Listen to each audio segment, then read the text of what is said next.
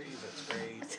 And so there's Okay, it's 5 o'clock. I'll call the Village Board of Oregon to order for Monday, May 5th, 2025. Ask the clerk to call a roll, please.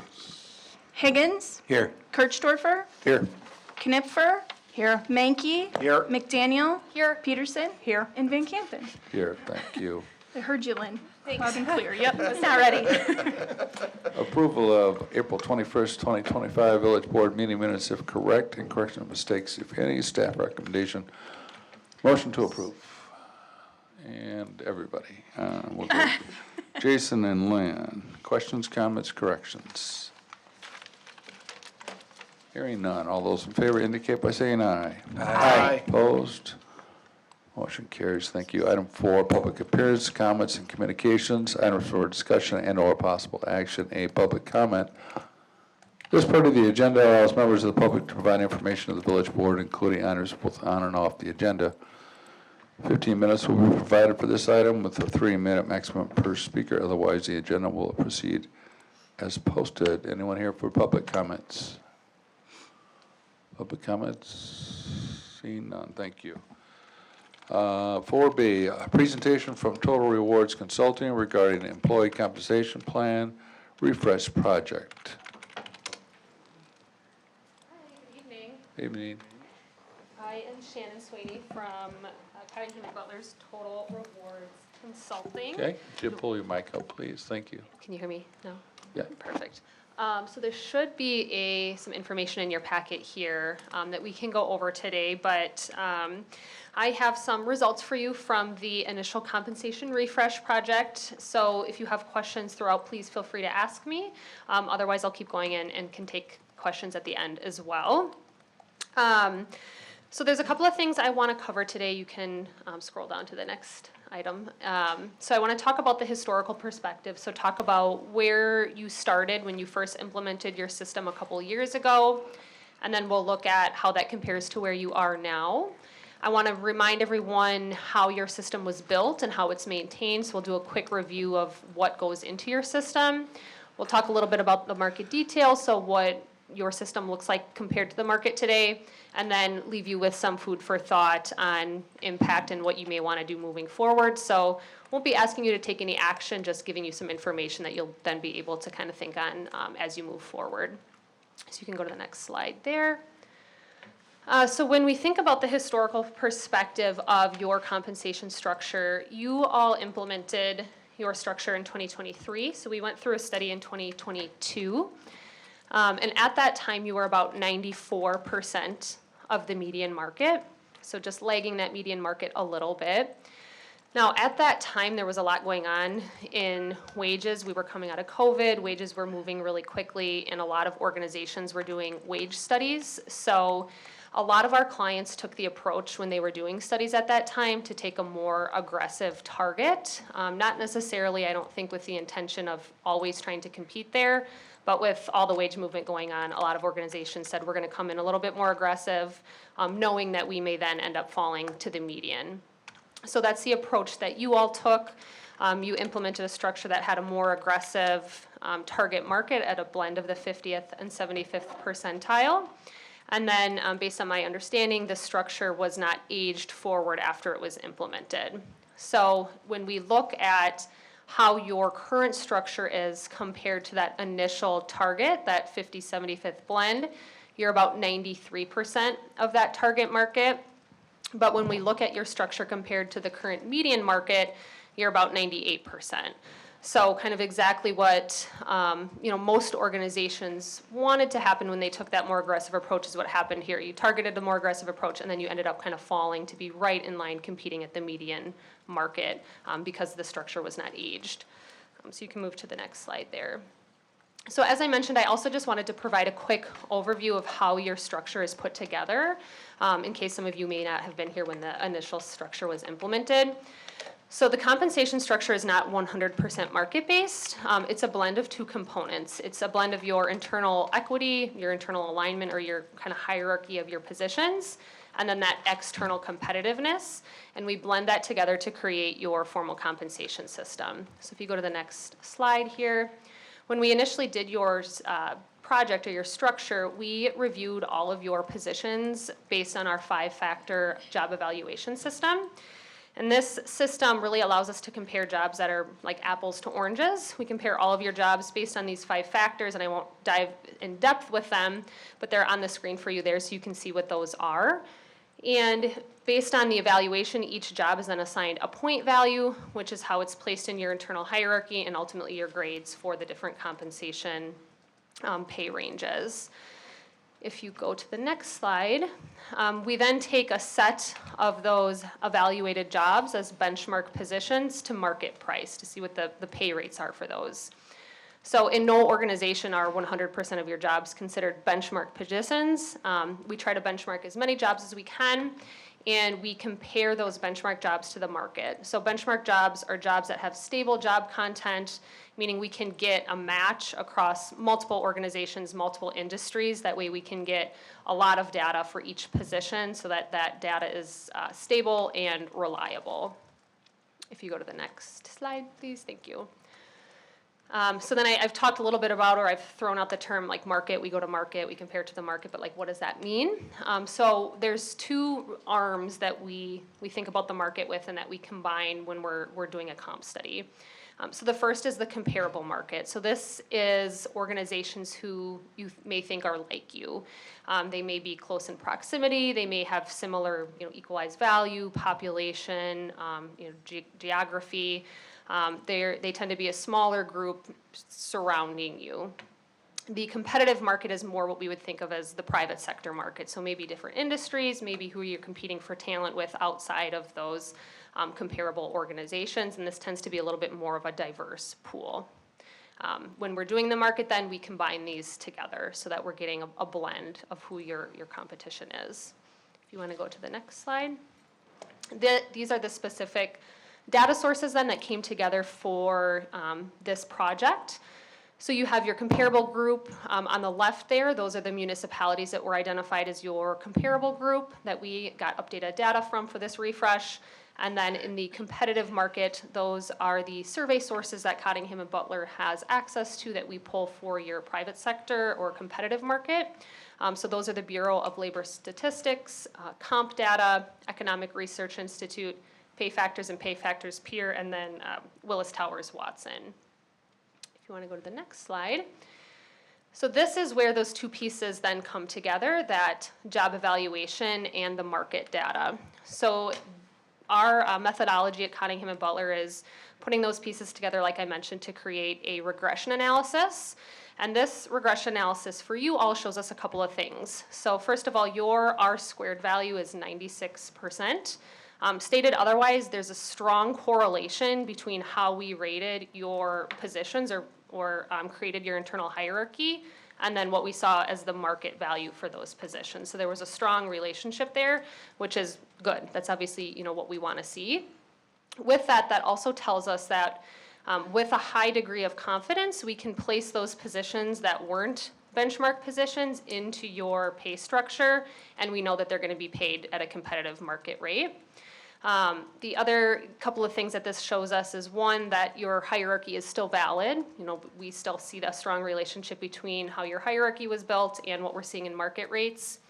And then lastly, we can use this regression analysis to create control points for your grades and your compensation structure and know that the positions in those grades are going to be paid market competitive. So now we can talk a little bit more about how your structure compares and show you a couple of different graphics regarding that. So as I mentioned earlier, when we compare your current structure to the market, you're 93% of that current more aggressive target and 98% of the median market. Something I want to point out, and that's important to know, is this is comparing you all to a future state. So when we do this, we're trying to set you up for 2026. So we don't want to provide you data, you implement, and then all of a sudden you're behind right away. So we actually age data forward when we're comparing you guys to it. So when we're talking about like 98% of the median market, that's for 2026. So I want you to be aware of that as well. These are a couple of graphics that we can dive into to show us how your overall hierarchy looks when we break it down into thirds or tertiles. So overall, we talked about 93%, 98%, but we can break this down further by like segment of your hierarchy. So this is a snapshot of the current target, so that more aggressive market or what you were currently trying to compete at. And you can see that as you move up in your hierarchy, positions become more competitive. So a little bit more significant of a gap when we look at that first third, and then that closes as we move up the hierarchy. Now, if you move to the next slide, you'll see that this is if you were to compete at the median market, that closes the gap, pretty significantly, and you become much more competitive. There is that slight gap of about 4% on your first third of your positions. However, overall, this is good news. Like, this is competitive across your hierarchy. However, when you consider what you want to do for adjustments into 2026, if you were to update your schedule with those new control points based on our updated kind of regression analysis that I showed, that would correct those gaps there that you're seeing at the first third of your structure. You can go to the next slide. So overall, again, good news for you guys. I don't know that the goal was to continue to compete at that more aggressive market, and you're very competitive at the median market. So that's good news. Things that I think you'll want to consider moving forward, or decisions that will have to be made, are where do you all see yourself, competing sustainably in the market? Do you want to make that investment to try to get back up to that, more aggressive 50-75th blend, and then ultimately spend more to try to compete at that level? Or does it make more sense to compete where you're at right now at that median market?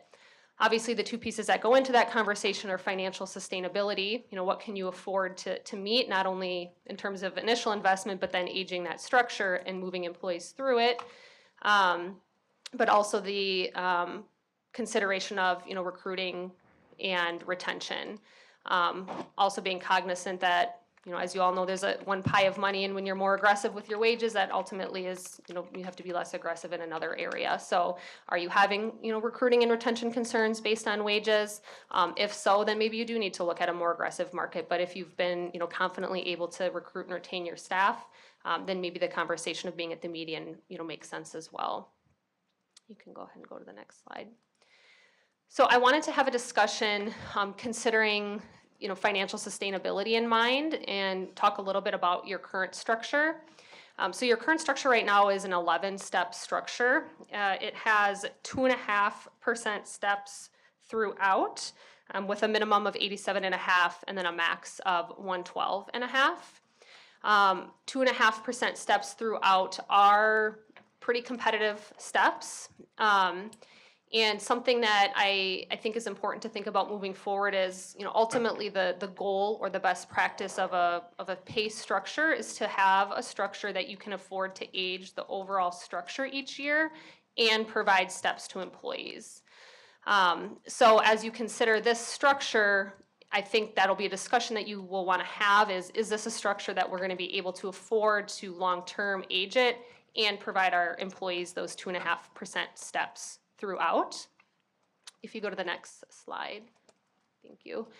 Alternatively, I wanted to provide just another example of something that could be considered in the future, which is a 16-step structure. So this is not changing the minimum or the maximum of the structure, and it's also anchoring the control point at step 6 at the same step. But what this is doing is it's getting your employees to that control point with those 2.5% steps, so through the same time frame. But then once they meet that 100%, that control point, it's then slowing them down. So rather than providing the 2.5% steps, it's a 1.25% step.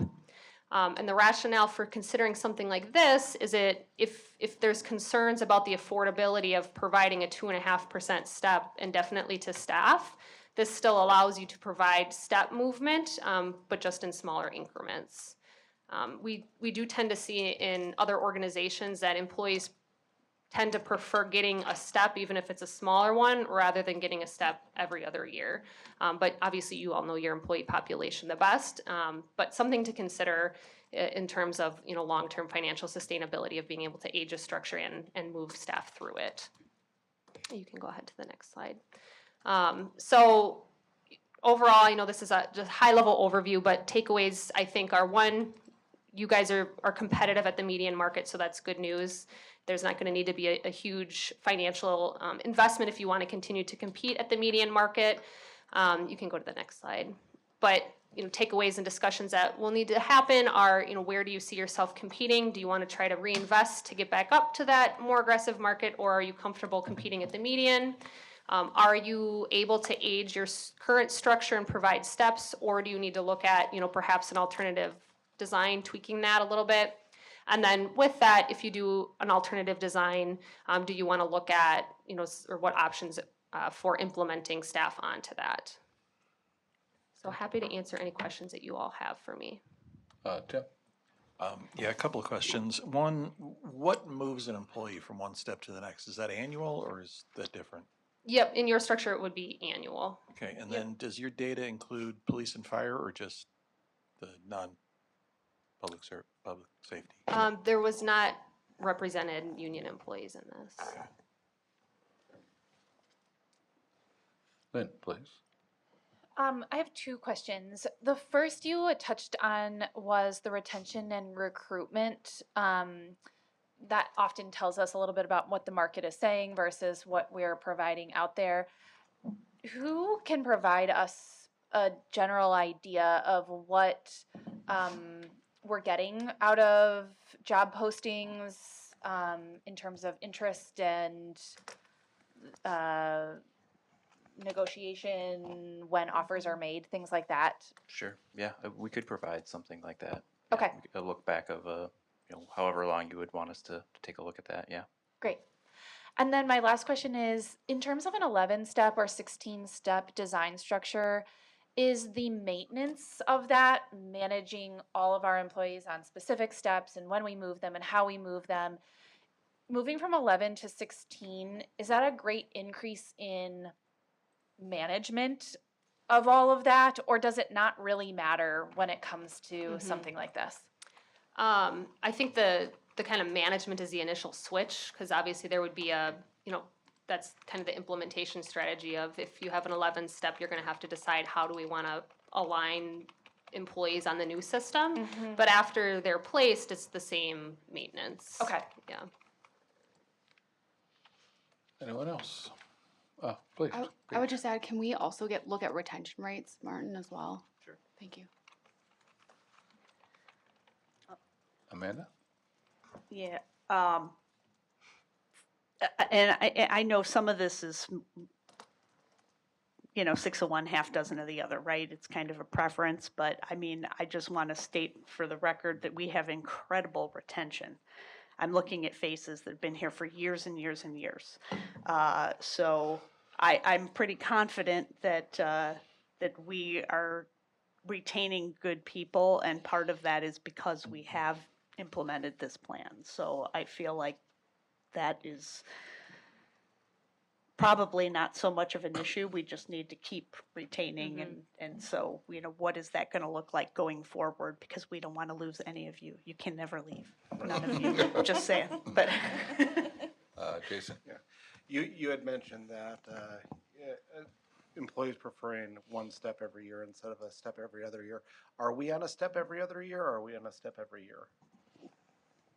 We've been doing a little bit of a hybrid situation since we implemented, just because when we implemented the system in the first year, we were so off of the scale that the first year we were just getting people onto the scale. Okay.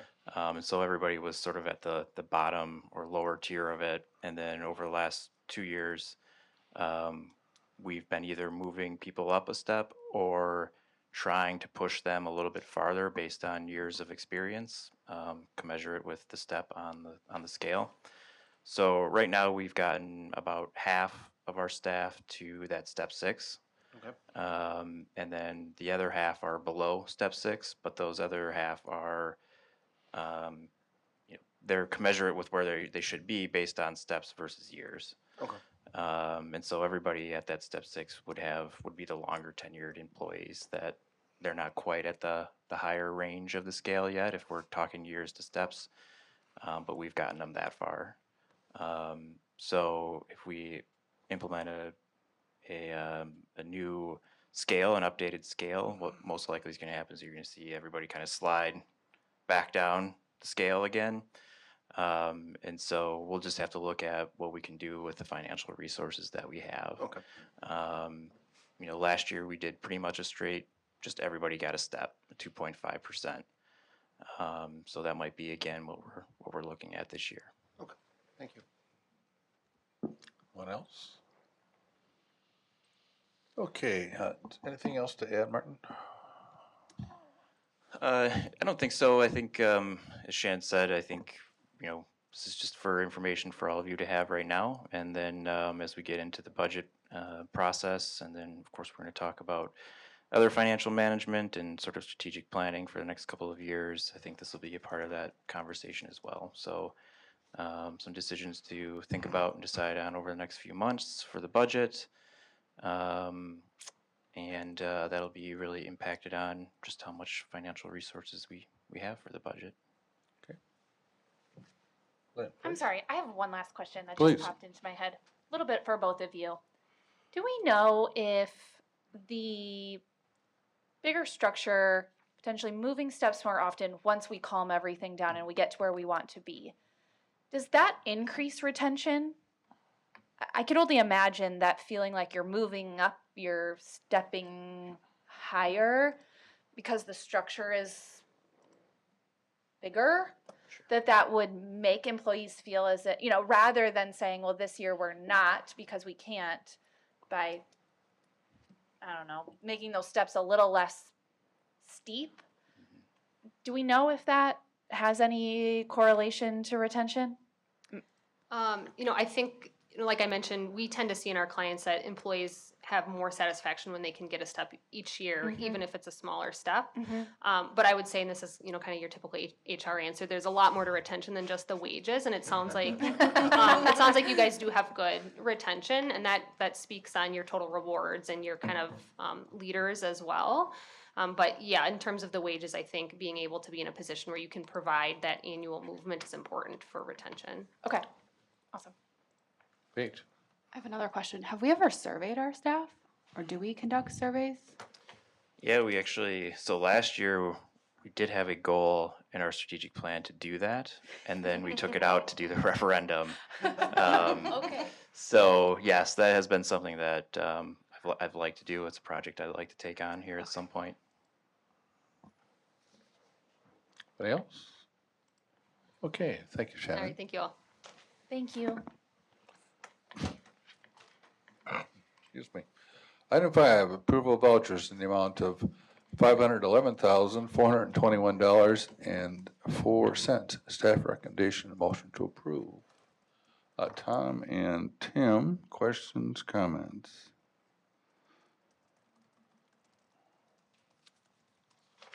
Nothing? Okay. Well, when Candy returns, we'll have a roll call vote.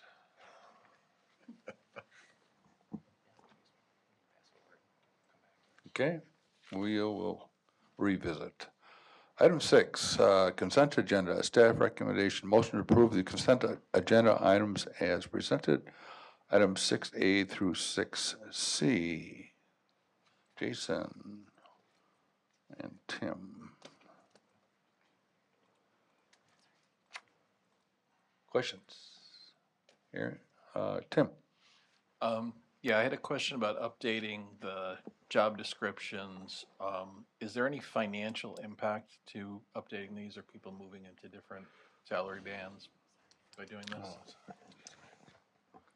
Sure. We'll have them evaluated to see if there's any movement, and then we'll see what that looks like and if it's something we can incorporate into the budget or not. Anybody else? Amanda? Just on 6C, the that Park Street reconstruction, I guess I was trying to figure out when that would happen. When are we looking at that actually taking place? It is, it will eventually be a two-phase project. So the first phase would be concurrent with the senior center reconstruction next year, and that would just be the intersection of Park Street and Waterman Street. Okay.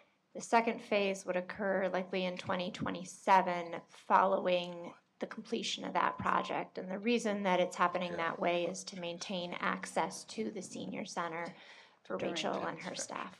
Sure, okay. That's kind of what I thought. I just wanted, in case there were questions, because that wasn't spelled out in the memo, so, thanks. Tom? Just because it was such a differential, I guess, on the crack filling versus the original engineer bid, it just seemed, it's only 20% of the original engineering bid. It seemed pretty, are they filling the cracks or are they? Chewing gum. Chewing gum? We will make sure that they do. This is one of those types of projects that vary considerably based on how busy these contractors are in any given year. So it does seem very dramatic because it is very dramatic. This particular contractor has done this exact same work for us for years and years and years. I'm not sure if we've had a different one in the last 10 years or so. So we're very confident in them. I think we just managed to hit it just right, that they came in with very low unit costs, which eventually added up. Lynn? Along that item, first of all, I love to say this, under budget, so I'm saying. Is there, I'm assuming, Lauren, because you're so good at your job, that we're encompassing all roads that need crack filling, but is there anything that we can, because of the cost savings, is there something that you would recommend or could recommend in a future meeting to us to utilize some of those funds? I know we have it for this year and next year, but just to sort of reliably utilize some of those borrowed funds. Are there other projects or more crack filling that we aren't doing that we could be doing with this savings? So you really teed me up there, Lynn. And I'll try to keep it somewhat concise. So on this particular contract, we want to be careful that we don't push it too much. It falls in that funny kind of maintenance versus public works construction that we have a little bit more flexibility, but we never want to test that. So there are a couple of areas that we might look at actually bringing into this contract. The biggest one would be out in that new area of paving along the Rotary Trail that we'll likely bring forth as a change order to the board in the next couple of weeks, since these prices are so good. Going forward, absolutely. So we have about, after this project is done, $475,000 sitting in our budget, with money that we already borrowed last year to do more street maintenance projects. And because of the way it was borrowed, the restrictions on that money are less rigid than they have been in the past. So we have a lot more flexibility as to what does it mean to maintain a street. We're not necessarily just talking about paving as we would have in the past, but there are other things on streets. There's forestry, there's sidewalks, and there's a whole lot of work that we've kind of talked about doing in the past that we maybe haven't had the budget for. So this is an area that I think that the Public Works Committee is going to be incredibly valuable to setting some of those priorities as to what we use this for over the next 2 years that we have it to use. Thank you. Okay, anyone else? We have a motion by Jason, a second by Tim. All those in favor indicate by saying aye. Aye. Okay, and we will, oh, I'm sorry, opposed? No, okay, thank you, motion carries. Returning to item 5, approval of vouchers, we have a motion by Tim and a second by Tom. This will be a roll call vote. McDaniel, Yes? Kirchdorfer, Yes. Van Campen, Yes. Knipfer, Yes. Higgins, Yes. Mankey, and Yes. Peterson. Yes, Okay, due to a potential conflict, I'm going to step away and recuse, and for 7 and 8A, and Vice President Peterson will. All right, so we're on number 7, reports of committees. 7A, the Planning Commission report. Number 1 is final plat of 3rd edition to Autumn Ridge, submitted by Ridgeview Development LLC. Do we need to, does anybody want to talk about that, or any questions? Okay, need a motion and a second. Tom and Jason. Okay. Questions, anything? Okay. All those in favor say aye. Aye. Opposed? Okay, motion passes. Then, let's see, number 2 is ordinance number 25-04, amendment to the official zoning map for a change in zoning to properties known as lots 92 through 106 of the 3rd edition to Autumn Ridge. This is currently portions, well, there's a tax ID number in the agenda. Y'all can read that. From the rural holding district to the single-family residential 4 SR4 district. Motion, so I we make a got motion. Tim and Jason. And then, any questions about that? Anybody want to say anything? No? Tom, you look like you're going to. No. Okay. Okay, all those in favor say aye. Aye. Any opposed? Okay, motion passes. Number 8 is unfinished business. Items are for discussion and/or possible action. 8A is agreement to undertake development in the plat of 3rd edition to Autumn Ridge. We have a motion. Tim and Paige will do. All right. Anybody want to talk about this? I have a, oh, go ahead. No, go ahead. I guess I just have one question. If this is a little bit different element. One of the questions that I frequently get is having green space in development of projects and parks and so forth. And that this particular project is using some of the green space that was developed with the Gary Disher Park. But that it's not quite enough. And they're going to be making a deposit of some funds that we would hold until such time as they finish the rest of their projects, we hope.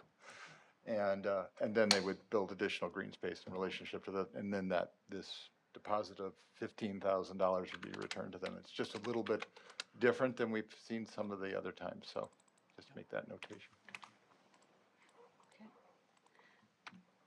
Pretty straightforward. I mean, this is pretty typical of developers, like if there isn't the actual space that they're developing, they put money in a fund for future parkland. Yep, yeah, it's something that's called for in our ordinance and something that's allowed for and we're comfortable with in this case. Okay. Any other questions? Okay, all those in favor say aye. Aye. Any opposed? Okay, motion passes. And here comes Phil. Thank you, Amanda. Yep. Item 8B, scope of services for town and country engineering related to the Village Hall and Public Works garage roof repair and replacement for a cost not to exceed $44,000. Staff recommendation, motion to approve as presented.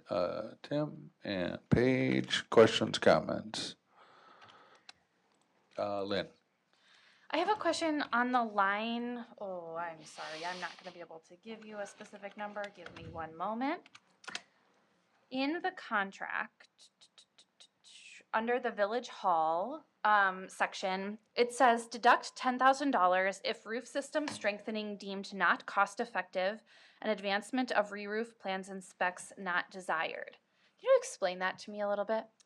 Yes, so as part of the Village Hall roof project, a big driver of this project is to install eventually a solar panel system on the roof. And as part of that, we have to make sure that the roof can structurally hold up the solar panels. So part of the job that that this engineer is going to be doing is actually calculating what do we have, what will we need. And with projects like this, we hope this won't happen, but it is not unheard of for an engineer to come back and say, this is wildly under reinforced. You can do this, but it will cost something in the order of a number that you don't want to pay. So this gives us an out that if we look at this number and we just say, hey, no, thank you, we're not interested, that we can stop this and not go any further Got it. down that road. Okay. And is this engineer able to make those decisions, or do they work with, I'm going to back up here really quickly. When we had the initial conversations about potential solar panels, the solar panel companies do a bit of an assessment of the roof structure and things like that in order to get a sense of, is this even viable? Right. Is this engineer qualified? Not the word I'm trying to say, but do you know what I'm saying? Do Yeah. we need to engage a solar panel company in order to make sure that we have the right assessment on structure? Or do you feel confident that this town and country engineer can do that? It's a great question. So this is actually not an engineer that's employed by Town and Country. It Oh. is a sub-consultant that they go out to often, that this is what he does, is roofing systems. So he's done quite a few of what they call these solar-ready roof systems, but he has contacts in the solar industry that he can lean on, and we would want to keep him, should we want to move forward with this project, keep him somewhat involved and engaged such that at the time we were to bring on a solar consultant, that dialogue would be happening. Love that. Thank you. Amanda? Yeah, I had a question, and this is talking specifically about a shingled roof. Correct. Is there any potential long-term cost savings by going with like a metal roof? Can you put solar panels on a metal roof? I'm just curious because I heard about this and I think it's a valid question as far as longevity. Maybe we'd get something that could last longer and save us in the long run, but I don't know how these things work, so I'll defer to you. That's a great question, and I would certainly not call myself the expert on this. You're hitting the nail on the head here. There's that higher upfront cost for those metal roofs, but some argue that they are more cost effective down the line. We asked him to focus on the shingled roof just because we were trying to keep this within budget and to kind of stick with what we knew, but that's absolutely a valid question, and I'm happy to reach out to him and ask. Yeah, I mean, I'd just be curious what the Yeah. cost difference is, but I Yeah. guess I don't, and whether or not solar can go on a metal roof, that's just kind of an overall question. I don't know how. I don't think there's an issue with that. I think I've seen it happen before, so I can certainly get you some answers though on that. That is not a problem at all. I mean, I don't want to hold it up though by like, I wouldn't. I mean, I guess we are trying to work within a budget here, so if that is the main motivation for staying with shingled, sometimes we have to do what we have to do. Sure. So, I don't think that it would be at all a problem to just ask him, and if this is something that seems like it really, that dog can hunt, we can always bring it back as a potential amendment to this contract. So, Okay. So we'll leave the motion as is for now? Sure. Yeah. Yeah. Okay, anybody else questions on that? Okay, we have a motion by Tim, second by Paige. All those in favor indicate by saying aye. Aye. Opposed, motion carries. Thank you.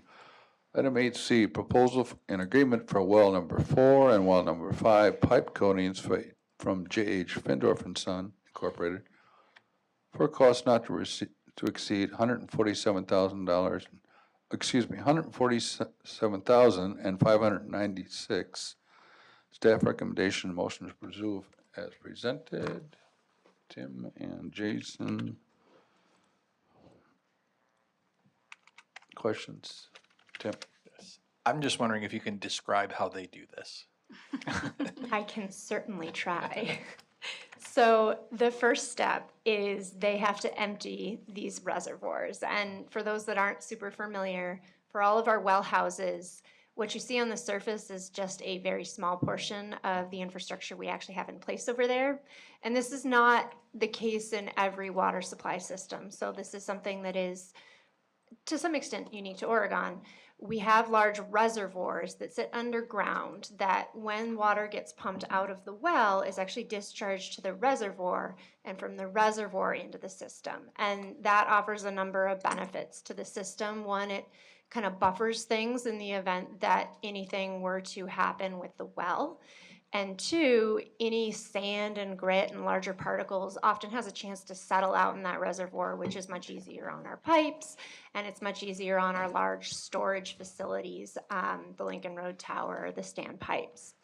So, with that background, 4 reasons there were some pipes that were installed when these wells went in, and actually the pipes were put through the reservoirs. It doesn't seem the most logical to an outsider looking in, but it's the design that they came up with and how they put them in place. So, as you can imagine, water, even clean water, can be hard on coatings and on metal. And so that's kind of the history behind this. And I describe that because it explains a little bit more about what the process looks like. So, first step in this is they have to drain down this entire reservoir. And that means that well house effectively goes offline for the duration of this because there isn't that direct connection between the well and the system. And once they get that all done, they bring in scaffolding, ladders, whatever they feel they need as far as the height of the pipe off the ground, and that varies for each of these different pipes. They're of course at different locations. Some are lower, like waist height, some are much higher, closer to the roof. Then they have to go through a confined space entry and all the procedures that includes. So they have to have a spotter, they have to be lowered down safely, and they have certain requirements that they have to hit to make sure that they're communicating with the surface. At that point, they do just sandblast off all the old coating, and then they make sure it's clean, recoat, remove all of this stuff, remove kind of the debris that comes off of the pipes to make sure we're not putting that back into our water supply eventually. So they clean everything out, they get it all off. It does tend to move slowly because they are operating under that confined space procedure. And then once all of this is done, they get out. Our staff and our engineers have inspected it, make sure it meets the standards that we're looking for. Then Don Gray and his crew actually have to go through and chlorinate the reservoir, make sure that it is completely disinfected and that it can meet the standard test that the DNR puts in place to make sure that our water supply is safe. So it does take a while to actually then refill that reservoir and make sure it meets those standards. So all told, it usually takes probably a couple of weeks to get the whole process done. Then we start that well up and we move on to the next well and kind of repeat it. Thank you. Anyone else? Okay, we have a motion by Tim, a second by Jason. All those in favor indicate by saying aye. Aye. Opposed, motion carries. 8D, proposal and agreement for professional service with GFD Professional Services Incorporated for the design, construction of a 12-inch water main extension in the Highlands of Netherwood, phases 4 and 5, for a cost not to exceed $26,000. Staff recommendation, motion to approve as presented by Tim and Jason. Questions? Tim? Yes. I'm wondering, Martin, if you can, for the sake of, let's just say it's for the people watching out there and not people like me who can't remember, how does the funding for a project like this work? Where does the money come from? So in this case, it was funded by the borrowing that we just did just recently. So I guess if you wanted a timeline of how that always, where that begins from. I was just wondering if this is developer paid or village paid. No, not in this case. This project does have a system-wide benefit, and so it's something that the water utility water system has an interest in seeing being completed. All right, thank you. And, go ahead, Tom. One thing I noted is that in the original design of that they had up for the projects, or for that whole development out there was a 12-inch main, and it was changed to an 8-inch main. Do we know why it was changed to an 8-inch main, or what happened there? That's a great question. And I actually spoke with probably the sole member of that original team that is still kind of around today, which is part of the problem, is that there's been so much turnover between the time that this was originally sort of designed and today.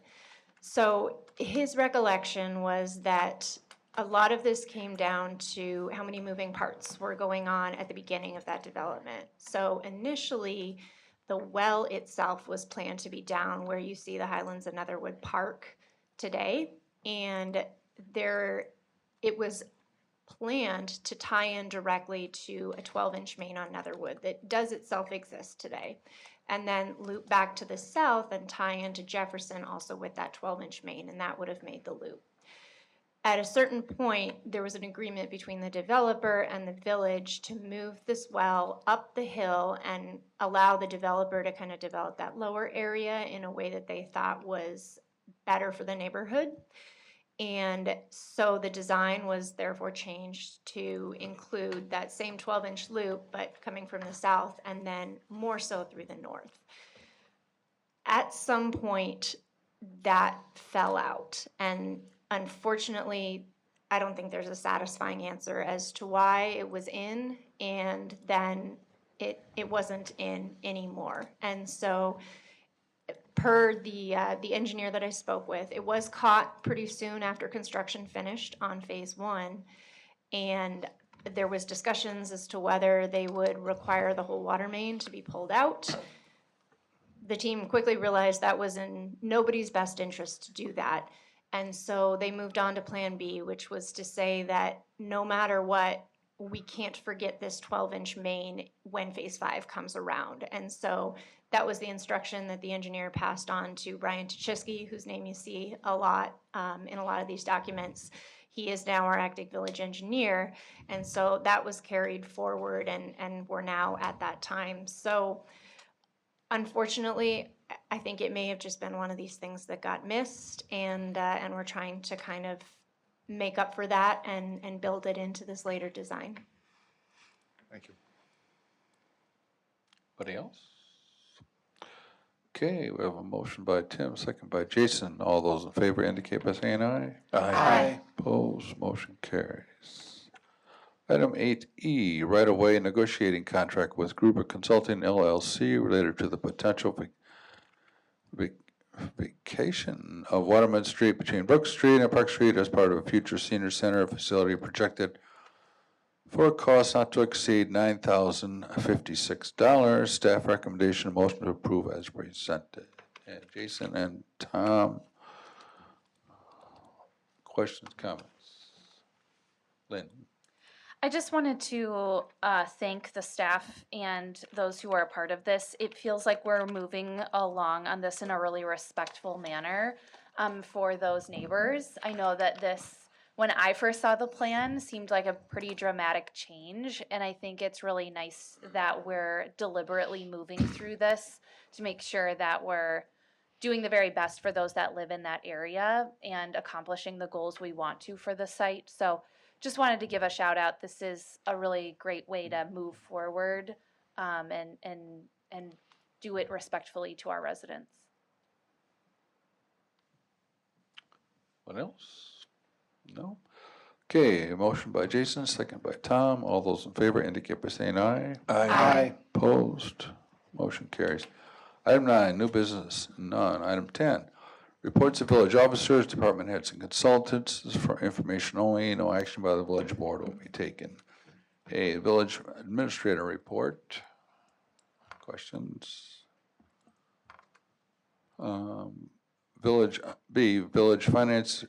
Financial Advisory Report, Sale Data Report for $660,000 General Obligation Promissory Notes Series 2025B. I can just speak on this quickly. So this is the result of the debt obligation that we took out earlier a couple months ago. So we did have the sale of that instrument here within the last week or so. We did get, it was a successful sale. We had 5 bidders on it. The true interest cost ended up being just under 4% at 3.97%. We did get a premium bid, which means that the person who bought it paid more for it than the actual par value of the note itself. And so we get to use some of that premium to help pay down some of the first year's debt payments for 2026. So that's helpful. Overall, the total principal and interest is a little bit higher than we thought on the pre-sale report. It's about $59,000 more over the 20-year life of the note itself. And Ellers's reasoning for that was just continued market volatility, particularly as a result of tariffs, was what they mentioned. So we just see interest rates kind of going up a little bit more than what has been expected. So overall, they were really happy with it. Good bids, good interest, just a little bit slightly higher than expected over the lifetime. But yeah, then we also have the nice premium as well to help pay off those first year's debt payments. Okay. Questions? No. 10C, Finance Director Report, Village Cash Balances entering first quarter of 2025. Questions? No. Okay, item 11, announcements and miscellaneous business. A, announcements, comments, communications, upcoming meetings and events, and miscellaneous business. Village board members may provide brief statements, but no discussion or action of the body shall occur. Let's start with department head staff. Do you have any announcements? Rachel. Just a reminder that this Friday is the Brat Bash, the drive-through Brat Bash from 11 to 1 in the Senior Center parking lot. Everybody's welcome. It's supposed to be a beautiful day. All right. Anyone else? Department heads, staff. Okay, village board members. Just one quick thing. sorry. Warren, the public informational meeting for Wolf Street. Do you want to mention that one? Yes, so we are somewhat doubling up on meetings on May 20th. We are gonna have the public informational meeting for the Wolf Street project. This will follow a number of meetings that we're kind of right in the middle of right now with stakeholders, but this will be kind of our big effort to reach out to the neighbors and describe what's going on. And at that point, we actually should have a design in place that we are moving forward with. So that information will also be coming out to this group as well. Okay. What time is that on the 20th? Do you know? I believe it starts at 6 p.m. was the plan. Are we meeting on the 20th? Yes, we have our special meeting at 5. Okay, we'll have to be quick. I don't think it's gonna be quick. We can put it over in the community. I don't know. That's the one they're bringing sandwiches in. Yeah, are you like taping that? Is OCA Media maybe covering that so that people Possibly, could watch yeah. it later? Yes, we would love that. Yeah. They're, Special meeting. So So we we'll have to we'll be have to done. see if we can record over there too. We can figure something Yeah. out. We'll make it, even with phone cameras, we Yeah. can make it work. Okay, village board members, announcements, comments. See none, okay.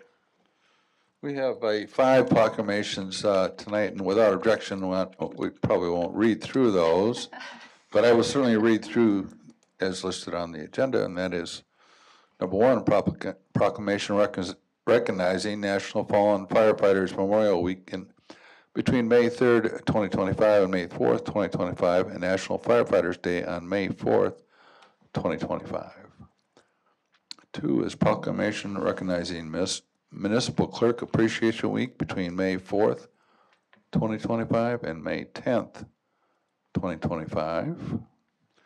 3 is proclamation recognizing National Police Week between May 11th, 2025 and May 17th, 2025. 4 is proclamation recognizing National Public Works Week between May 18th, 2025 and May 24th, 2025. And 5, proclamation recognizing National Emergency Medical Services EMS Week between May 18th, 2025 and May 24th, 2025. Comments, please. Can I just say thank you to all of these people?